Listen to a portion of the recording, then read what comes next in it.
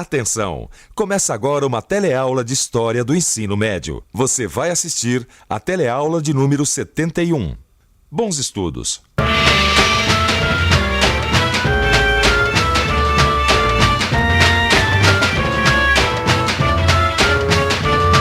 Você viu que o Brasil, durante o regime militar, viveu sob uma forte repressão política. Mas e a cultura? Como será que ficou o cinema, o teatro e a música? Será que em tudo isso os militares também colocaram as mãos?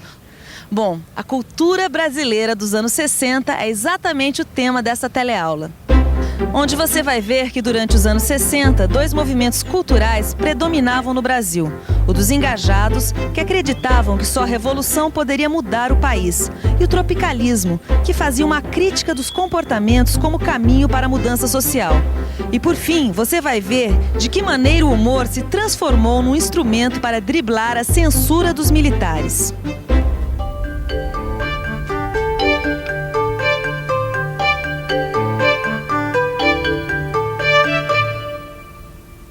Mas e os anos 60?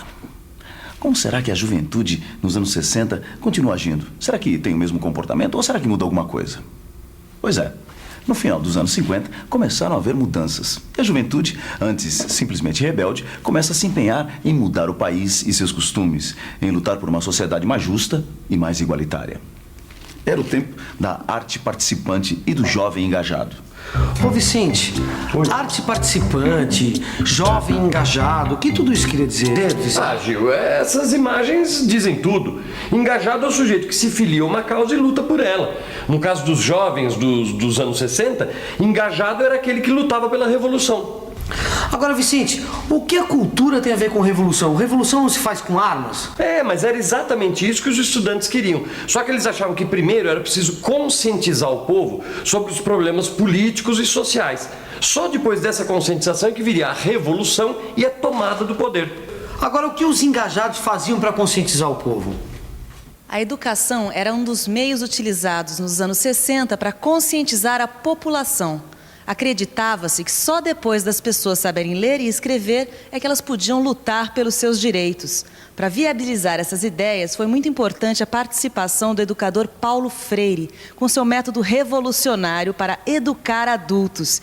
Esse método dizia, basicamente, que as pessoas deveriam ser alfabetizadas através de experiências do seu dia a dia. Então, olha só.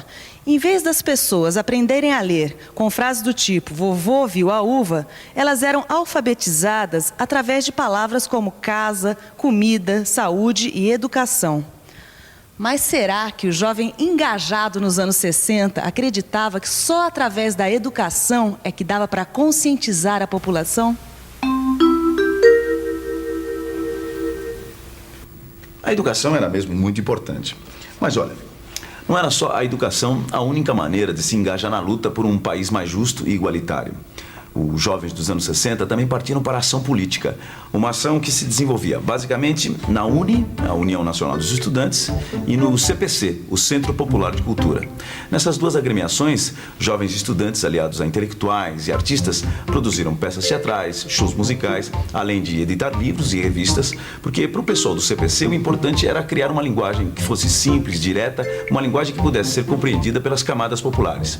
Além disso, toda a produção cultural do CPC tinha como meta fazer com que a população aprendesse a lutar pelos seus direitos. Basicamente, eles queriam despertar uma nova consciência popular, denunciando o subdesenvolvimento e o imperialismo. É claro que com o golpe de 64 muda muita coisa no cenário cultural dos anos 60.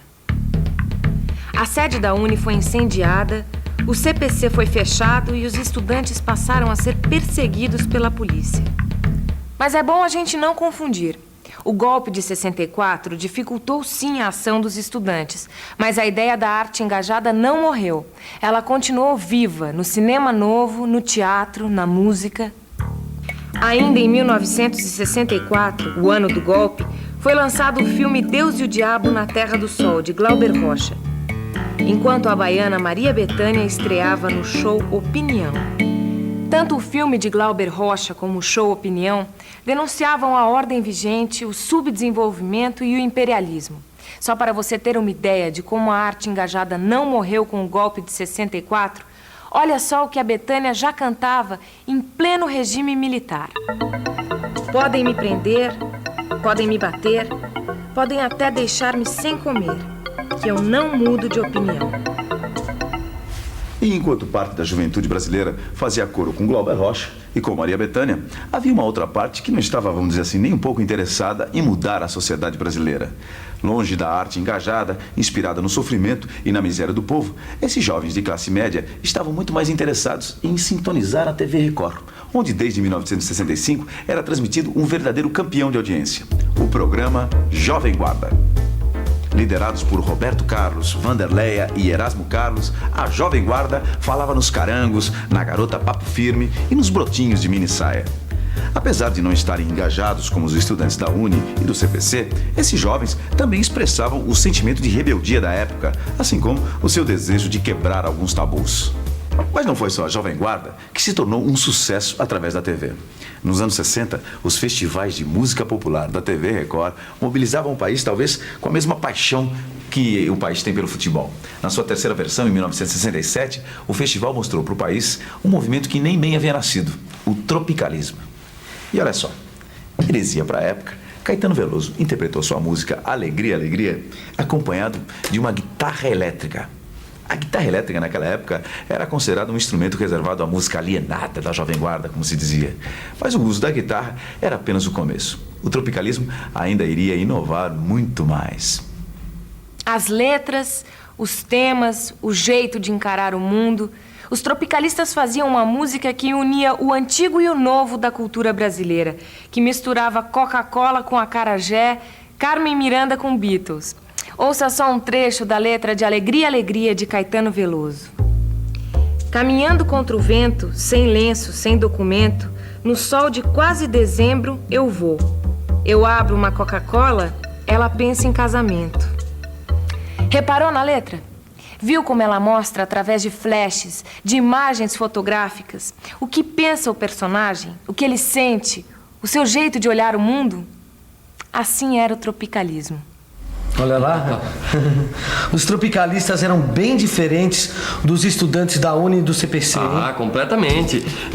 Nas roupas, nas letras das músicas, na postura política, eles estavam procurando uma outra estética, né? Como assim? Eles eram contra a arte engajada, a estética revolucionária? Não sei se eles eram contra, mas o que eles achavam é que a arte engajada se preocupava muito com a transformação social, entendeu? E justamente por isso se preocupava pouco com a linguagem, com a estética em si. Peraí, mas como assim, Vicente? Explica melhor isso. É que os artistas intelectuais tinham mesmo como preocupação maior a questão da transformação, da conscientização social. Para os engajados, a arte, de uma forma geral, devia estar sempre a serviço de um projeto político mais amplo, que era o de conscientizar a população sobre os problemas sociais do país e depois partir para a revolução. Ô, Vicente, os tropicalistas não queriam mudar a sociedade? Queriam, mas não a partir da política como queriam os engajados, entendeu? Para os tropicalistas, essas mudanças viriam a partir de uma crítica mais forte sobre os comportamentos, sobre os costumes, entendeu? E dá pra ver isso no próprio trabalho deles, que era muito mais agressivo, muito mais debochado, muito mais irônico do que o trabalho dos engajados, né? Ah, então é por isso que eles usavam essas roupas todas espalhafatosas, os cabelos compridos e ainda faziam coisas que não eram comuns para a época. Apesar do comportamento e das ideias tropicalistas terem chocado muito o Brasil naquela época, tudo isso não era uma exclusividade do nosso país. O movimento tropicalista tinha tudo a ver com outro movimento que crescia em vários outros países, o movimento hippie. O movimento hippie defendia a revolução individual, criticando os valores consumistas da sociedade industrial. Em vez de brigar violentamente pelas suas ideias, pegarem armas e promover revoluções, os hippies pregavam a paz e o amor. São essas ideias, as ideias defendidas pelo movimento hippie, que chegam aqui no Brasil através dos tropicalistas. Agora, você percebe como são diferentes os pensamentos dos estudantes que defendem a arte engajada e dos tropicalistas? Olha só, enquanto os engajados estão mais preocupados com a transformação social do que com a linguagem, os tropicalistas tentam superar nosso subdesenvolvimento através de uma linguagem crítica. Como você vê, esses dois enfoques diferentes mostram, no fundo, a riqueza cultural de uma época, dos anos 60. Uma época em que a cultura tinha que driblar a censura e a repressão do regime militar. Uma missão quase impossível, que o jornal O Pasquim desenvolvia com muito humor e grande criatividade. Fundado em 1969, o Pasquim marcou época e criou um novo estilo de comunicação. Usando de muito humor e ironia, os editores conseguiam dizer o que queriam sem brigar diretamente com os militares. Olha, é bom lembrar que naquela época o AI-5 dava ao governo controle total sobre a sociedade. Por isso, tudo tinha que ser muito bem pensado antes de ser dito ou escrito, pois o governo tinha o poder de censurar, proibir e reprimir. Bem, mas a inteligência e a criatividade dos jornalistas e humoristas que compunham a equipe do Pasquim, com suas ironias, metáforas e tiradas bem-humoradas, conseguiram driblar a censura. E o humor das suas páginas acabou se revelando como uma das melhores armas que combateu e criticou a ditadura militar. E atenção, se liga aí, que é a hora da revisão. Na teleaula de hoje, você viu que durante os anos 60, 2 movimentos culturais predominaram no Brasil. O dos intelectuais e estudantes engajados, que acreditavam que só a revolução poderia mudar o país. E o tropicalismo, que fazia uma crítica dos comportamentos como caminho para a mudança social. E por fim você viu de que maneira o humor se transformou num instrumento para driblar a censura militar. Mas o que será que aconteceu com a cultura brasileira na década seguinte, na década de 70? Será que ela se engajou por completo ou foi buscar inspiração no ideário tropicalista?